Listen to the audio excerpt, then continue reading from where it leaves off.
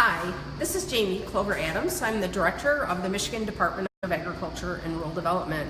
I'm out on dairy farms today with the United Dairy Producers of Michigan, the entire dairy industry, and today we're here at SwissLane Farms in Alto, and I'm with Annie Link.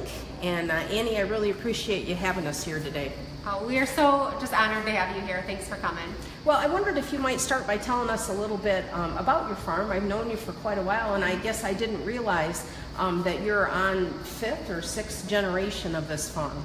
Yep. Well, I'm 4th generation for SwissLane Farms, but right now we are technically farming some of our 5th generation farmers. So yeah, we've been around for a long time. Our farm just celebrated its centennial in 1915.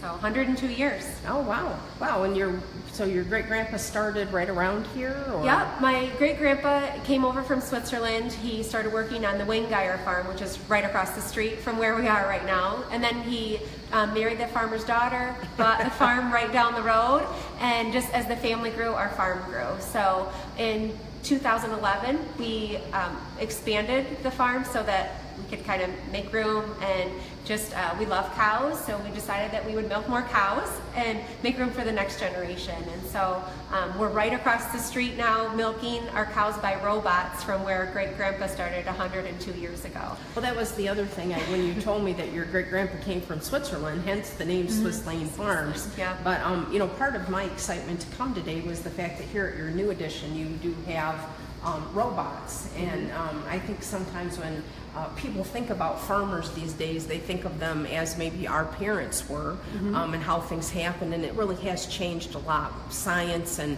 nutrition and technology have told us a lot more about our dairy cows, and so I was really excited to learn a little more about the robots. Yeah, I just think it's so interesting when you think about my great-grandpa. What would he say about this?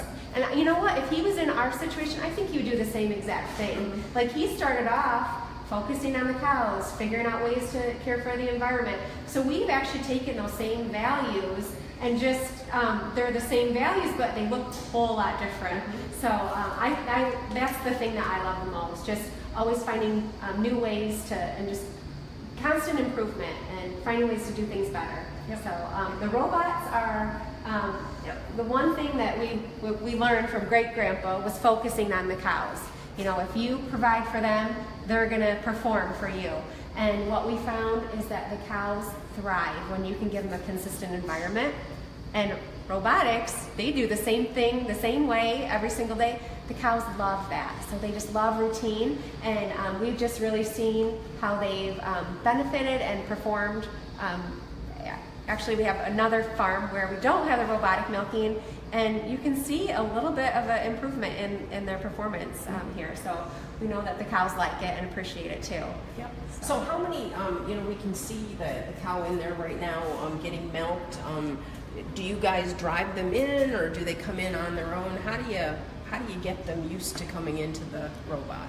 You know, the first thing that we found out was that we need to leave the cows alone. If they can just be in their natural state, they'll come into the robot. So they like getting milked. So when we first kind of stepped back, like, no, we don't have to milk the cows 3 times a day, let them be alone. And then we found that some of them weren't going into the robot. We're like, what? Why? You know, it's a relief for them, it's a routine. We found out that they like to go in there to eat. So they get a little pellet that's really high energy when they go in there, and some of the cows like that so much that they tried to go in over and over. The record-breaking cow tried to go in 21 times in an hour. She was not trying to go get milk, she was trying to go in there for her snack. It's like, you know, me with a bowl of Starburst. I'll keep coming back for more. Same thing with the cows. So they will come in. The most time that a cow can get milked here in a day is 6 times a day. They can go in there, but it's not going to come in and hook up because it knows that her udder's not full. That wouldn't be good for the cow. So 6 times is the maximum.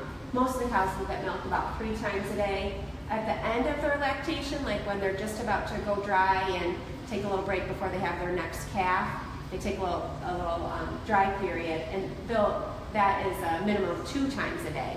So our cows are getting milked, kind of depending on their needs, anywhere from 2 to 6 times a day.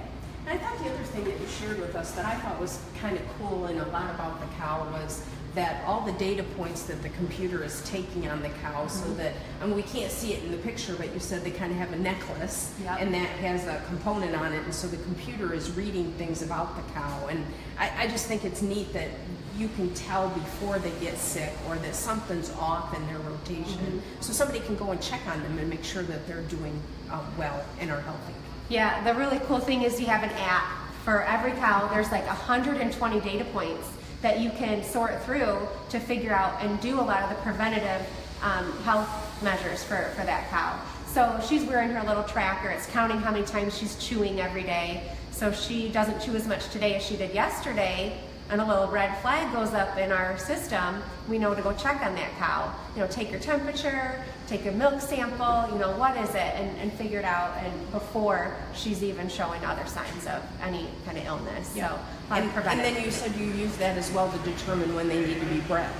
So yeah, that helps. yeah. So we breed them according to that too. So if they're in heat, we know that it's time for them to be bred, and they'll be able to be a productive dairy cow for us for hopefully quite a few years. So that's the goal. I think your the value that your company has about, you know, your great grandpa said if you take care of the cows, they take care of you, and I think that that's something that in agriculture, in animal agriculture anyways, a lot of it, if you take care of the animals, they will produce for you. And I just, you know, we were out in the barn, and it was, they were very calm. We walked in, they didn't run away, they didn't, you know, they were up there eating. And I just think that the whole system is really good for their comfort and that kind of animal that they are, that they like routine. Yeah.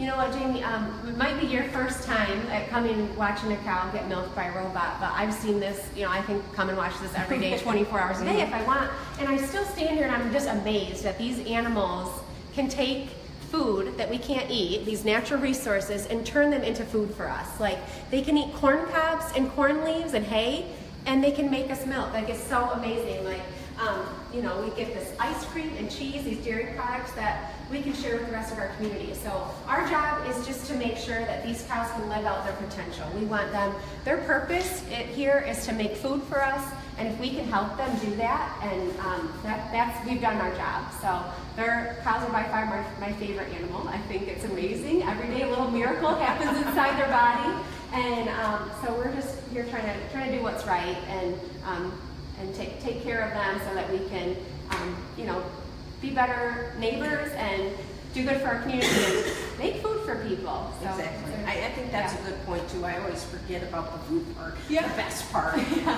You know, when we always see things on TV about, you know, we need to eat more milk and cheese, and I can tell you that my family does our part.